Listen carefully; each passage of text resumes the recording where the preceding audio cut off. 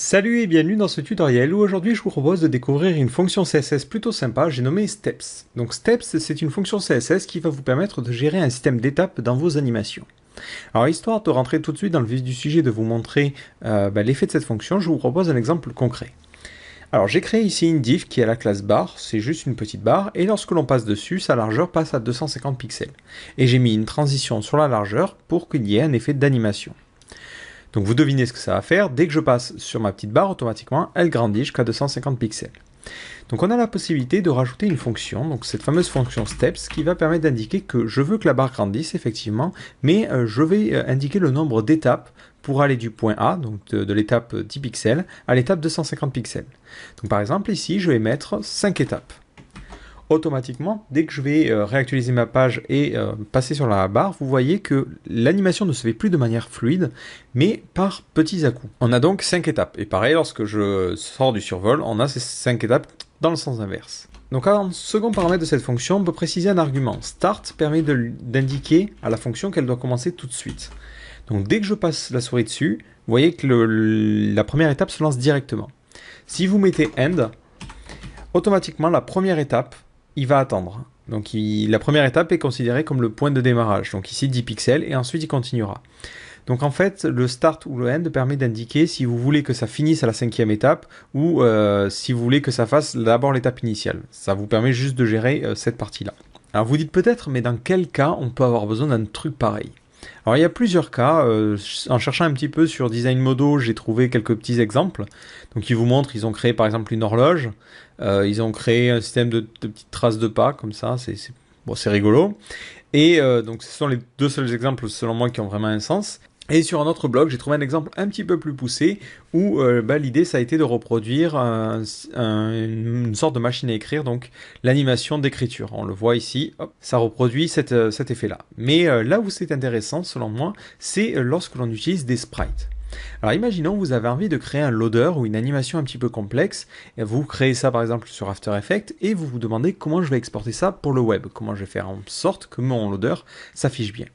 Donc la première solution, la solution qui est la plus simple, c'est d'utiliser tout simplement un GIF. Alors le problème du GIF, c'est sa gestion un petit peu hasardeuse de la transparence. Soit c'est totalement transparent, donc une opacité de 0, soit ça ne l'est pas du tout. Donc on n'a pas une semi-transparence comme ça peut être le cas sur les PNG. Donc le GIF n'est pas forcément la meilleure solution. Donc on peut ensuite utiliser des formats vidéo tels que le WebM, mais le problème c'est que c'est dur à mettre en place. Et encore une fois, la gestion de la transparence va être un petit peu approximative. Donc la solution, c'est tout simplement d'utiliser des PNG et d'utiliser un système de sprite. Donc j'avais rencontré ce problème lorsque j'avais créé Zoombox, donc j'avais besoin d'un petit loader, donc on pourrait maintenant tout à fait reproduire en CSS3, mais j'avais besoin d'un petit loader et ce loader, j'avais besoin de la transparence. Donc ce que j'avais fait, c'est que j'avais créé une sorte de sprite qui ressemble à ceci, des différentes étapes de mon loader. Et j'utilisais le background position et du JavaScript pour faire cette animation-là. Mais maintenant, grâce à cette fonction steps, on n'en a plus du tout besoin. Alors je vous propose un petit exemple concret de mise en application, en sachant que vous allez pouvoir adapter cet exemple à n'importe quelle image. Donc la première étape, c'est évidemment de se créer cette séquence, cette sorte de sprite. Donc là, vous pouvez utiliser n'importe quel logiciel ou n'importe quoi que vous trouvez sur Internet. After Effects, par exemple, exporte en séquence de PNG, et ensuite il vous suffit de recombiner les PNG en une seule sprite. Donc soit vous faites une sprite verticale, soit horizontale. Donc nous ici, on va prendre l'exemple directement que j'avais créé pour Zoombox, étant donné que je n'aurai pas de problème de droit en l'utilisant. Donc je vais partir au niveau de mon code HTML et je vais insérer une petite image. Donc on va créer une div, ou allez, une span qui a la classe IMG, et à l'intérieur on va mettre une petite image. Voilà. Donc ce que je veux faire, c'est simuler un petit loading. Donc on va le faire juste au survol, ça devrait suffire. Donc dès que je vais passer dessus, je veux voir mon image opaque et je veux voir un loader qui charge de manière infinie. Et je veux utiliser un loader qui utilise ce système de transparence. Donc au niveau de mon style.css, je vais supprimer ce que j'ai déjà fait et on est parti. Donc d'abord la div qui a la classe IMG, je vais la mettre en position relative et en display inline block pour qu'automatiquement elle entoure bien, enfin que la span entoure bien l'image. Ensuite, à l'intérieur, je vais créer mon pseudo-élément, donc en utilisant le pseudo-élément after, pour pouvoir créer mon loader. Donc j'utilise ici un préprocesseur, mais allez, on va faire 100, mais vous pouvez faire img : after. Hop. Voilà, .img, .after. Donc là, je crée un élément qui n'a pas de contenu. Content, je le mets vide. Je vais le mettre en position absolute et le centrer. Donc ici, on va mettre top 50%, left 50%. Je vais lui donner une largeur et une hauteur. Donc je vais lui donner une largeur de 40 pixels. C'est la taille d'un élément de ma sprite. Et une hauteur de 40 pixels. Et je vais lui donner comme image de fond, comme background, mon petit loader. Donc moi, il est déjà dans un dossier IMG. Il s'appelle loader.png. Voilà. Donc rien que ça suffit déjà à mettre mon petit loader. Donc vous voyez qu'il a cette petite transparence en fond. Et c'est ça que je veux vraiment conserver. Donc le loader ici n'est pas forcément bien placé parce qu'il est positionné à 50%, 50% et il est trop bas et trop vers la droite. Donc soit vous mettez des margins négatives en mettant un margin left à -20, ce qui permettra de gérer le décalage, soit vous utilisez les transformations CSS en faisant un transform, translate x moins 50% pour le décaler de la moitié de sa taille, et vous faites aussi un translate y de moins 50%. Donc moi j'ai choisi d'utiliser cette solution vu que j'ai décidé de ne plus supporter les anciens navigateurs. Voilà, donc après ce que je faisais en JS, c'est que j'animais le background position pour décaler en fait l'image. Donc ici on va faire cette petite animation, donc on va dire que lorsqu'on est sur l'image, donc img 2.over 2.2.after, on va changer le background position. Donc le background position, donc ma sprite fait 480 de hauteur. Donc on va dire qu'on l'anime de 0 à moins 480 pixels. Donc si je fais ça, on va voir aucun décalage. Si je mets par exemple 440, on verra un petit décalage. Voilà. Parce que forcément ça boucle une fois, donc on arrive à la même image. Donc ce que je vais devoir faire, c'est lui dire d'animer ça. Donc là au niveau de mon système, je mets transition. Et je dis qu'il y a une transition sur le background et que ça dure par exemple 1 seconde. Si je fais ça, dès que je passe, vous voyez que j'ai mon animation. Le problème, c'est que ça n'est pas bien calé. Et du coup, je vois le background défiler. Donc c'est là que la notion d'étape intervient. Donc je vais compter le nombre de sprites que j'ai. Donc ici, j'ai 12 étapes. Donc là, je vais mettre steps 12. Donc dès que je vais actualiser la page, hop, et que je passe dessus, vous voyez que j'ai le système de loading. Et dès que je sors, hop, ça se fait en sens inverse. Alors, la notion d'étape sur la transition, c'est pas idéal. Pourquoi? Parce que ça veut dire qu'il fait cette animation en 12 étapes. Alors vous dites, ouais, c'est un petit peu ce que tu voulais.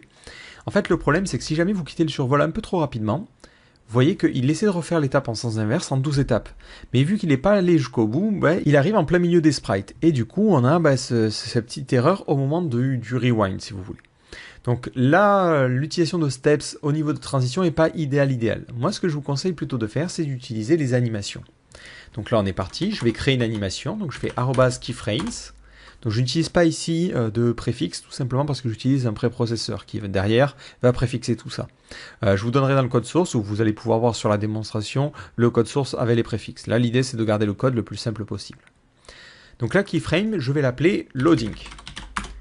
On va démarrer avec un background position, donc on va mettre un background position à 0, et on va finir avec un background position à moins 480 pixels. Dès que je vais passer donc au hover ici, plutôt que de jouer sur le background position, donc je vais pouvoir le retirer ici. De la même manière, je pourrais retirer la transition. On va la commenter parce que j'en aurai besoin 10 secondes plus tard, donc on va la laisser là. Donc lorsque l'on passe dessus, je vais lui dire « Fais une animation ». L'animation s'appelle loading. Tu la fais pendant 1 seconde et tu vas décomposer ça en 12 étapes. Donc si j'actualise, hop, vous voyez que dès que je passe dessus, ça fait bien l'animation. Si j'arrête de survoler en plein milieu, hop, il revient évidemment à l'étape initiale parce qu'on a ici une animation et du coup l'animation est coupée et on revient à la propriété de base, donc le 0, 0. Donc dans le cas d'un loading, évidemment ce n'est pas gênant parce que le loading va être affiché et animé en même temps que le chargement et ensuite il va directement disparaître. Donc ce que l'on va faire, c'est qu'on va considérer que le hover, c'est notre étape de chargement. Donc là, plutôt que de dire fais l'animation qu'une seule fois, on rajoute infinite. Comme ça, il boucle de manière infinie sur l'animation. Et vous voyez qu'on a comme ça notre petit système de loader qui fonctionne. Le gros avantage que l'on a avec cette méthode, contrairement au JavaScript, c'est qu'on peut piloter très simplement la durée de l'animation. Si vous voulez un loader plus rapide, pas de problème. Vous changez la valeur et vous voyez qu'automatiquement j'ai un petit loader plus rapide. Si je le veux un petit peu plus lent, il me suffit de remonter le nombre de secondes. Donc évidemment, suivant le nombre d'étapes que vous avez dans votre sprite, ça va sembler plus ou moins fluide. Là, vous voyez qu'au bout de 2 secondes, ça commence à ramer un petit peu. En tout cas, visuellement, on sent que c'est pas idéal. Donc moi ici, j'ai 12 étapes. Normalement, il faudrait le faire en 0,5 secondes pour qu'on ait 24 images par seconde, quoi. Voilà. Et là, vous voyez qu'on a vraiment quelque chose de fluide. Donc après, vous pouvez continuer à rajouter des éléments. Donc par exemple, on va dire que on va mettre une transition sur l'opacité de 0,5 secondes. Donc là, on va pas mettre évidemment d'étape. Et par défaut, on va lui donner une opacité de 0. Hop. Et ensuite, là, lorsque l'on passe dessus, je passe l'opacité à 1. Et hop, vous voyez qu'on a ce petit UI loader. Du coup, le gros avantage, c'est que si jamais on voulait faire ça en JavaScript, par exemple, dès qu'on clique, ça rajouterait une classe isLoading sur cet élément-là. Donc on va pouvoir le faire ici. On rajoute la classe is-loading. Et automatiquement, on va avoir notre animation. Donc là, je prends ma petite div, je vais lui rajouter la classe isLoading pour dire qu'elle est en train de se charger. Et hop, vous voyez que j'ai ma petite animation. Donc après, je peux évidemment affiner. Par exemple, me dire que lorsque on est en train de charger, l'image qui est à l'intérieur a une opacité un petit peu plus faible. Voilà, et hop, 0.6. Et par exemple, le background color est par défaut du noir, histoire de donner un petit effet comme ça de chargement. D'ailleurs, ça serait plutôt sur le point .img qu'on le mettrait. Bon, après, c'est évidemment une piste, mais vous voyez qu'au niveau de l'animation, ça nous permet facilement de contrôler ça. Donc après, cette méthodologie, vous pouvez l'appliquer à n'importe quoi. Par exemple, si je prends une sprite un petit peu plus classique, qui se rapproche des sprites de jeux vidéo, donc on va créer une nouvelle div qui va avoir la classe perso. Voilà, hop, on est parti, point perso. On va lui mettre une largeur de 500. On avait dit qu'il y a combien d'étapes, je m'en souviens déjà plus. 6 étapes, donc 500 divisé par 6. On va lui donner une hauteur de 112, forcément. Là, on n'a pas besoin de faire la division. Donc c'est l'avantage d'utiliser un préprocesseur, c'est qu'on peut faire les calculs directement. D'ailleurs, on va créer une variable qu'on va appeler steps, histoire de pousser un petit peu plus loin. 6. Donc on va mettre sprite, alors je ne sais pas de quel jeu c'est issu, j'ai trouvé ça sur Google Images. Et on va le mettre en display block. Et on n'oublie pas de mettre le bon background qui correspond. Donc c'est dans le dossier IMG et l'image s'appelle genericsprite.png. C'est un nom vachement bien trouvé. Voilà, et on le met en no-repeat si on veut être sûr. No-repeat. Et hop, je retire le background color qui s'est mis tout seul. Donc là, je vois mon petit personnage. Je crée maintenant l'animation. Donc @keyframes, on va l'appeler perso. On l'anime from. Donc on anime seulement le background position. Donc on peut même mettre un background position X de 0. Et ensuite, on l'anime vers un background position X de moins le nombre de la largeur, quoi. Donc c'est ici, c'est moins 500 pixels. Hop. Et après, je déclare cette animation. Donc animation, deux points. Donc l'animation va durer, alors l'animation va s'appeler, on avait appelé perso. Elle va durer 2 secondes. Que 0.5 secondes, et on va dire qu'elle a un nombre d'étapes de 6 étapes. Et enfin, elle est infinie. Voilà. Donc si j'actualise ma page, je vois que j'ai du coup l'animation de mon personnage qui se déroule de manière infinie.